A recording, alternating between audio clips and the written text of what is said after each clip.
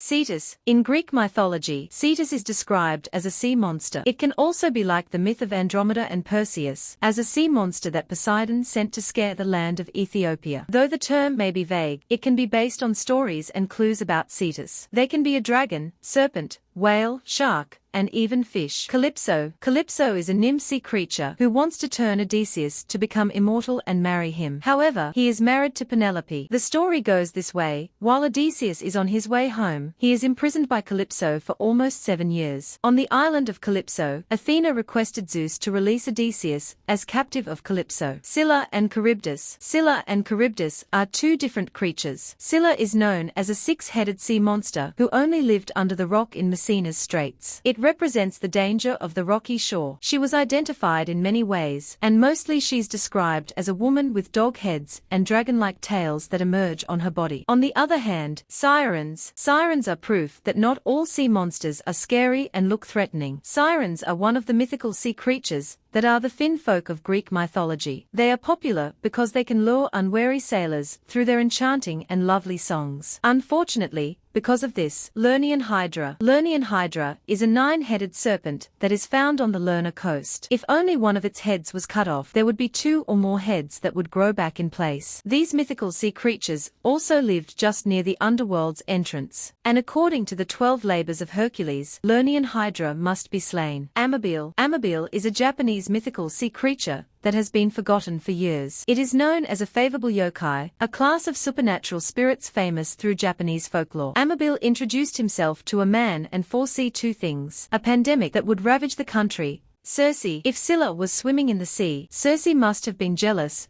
and poured a threatening medicine potion into the seawater. This caused Scylla to turn into a horrible monster with 4 eyes and 6 long necks that appear to be sneaky. Circe. Mythical sea creature that comes with grisly heads. Dagon. Dagon is another mythical sea creature that Lovecraft mentions in his stories. He was a god that is worshipped and adored in olden Syria that is just in the center of the Euphrates. In the settlements located in the Euphrates places, Dagon was known as the father of gods that is similar to the Hurrian Kumarbi and Mesopotamian Enlil. Vodyanoi. Vodyanoi is a water spirit that lives in streams, ponds, and rivers. He is a creature from the Slavic tradition and described as a male creature with a fat, sagging body and a face covered with green hair. Vodyanoi also comes with a long green beard that stretches down his feet. Kraken. One quote that you probably heard is "Release the Kraken." A kraken is a huge octopus in Norse mythology. This is one of the famous mythical sea creatures that fear sailors and seafarers who are sailing in waters. Krakens can just wrap its very large tentacles around ships and drag them down until they reach the bottom of the sea. Krakens are like the Greek version of Cetus. Both of them are large sea monsters, only that krakens resemble giant squid.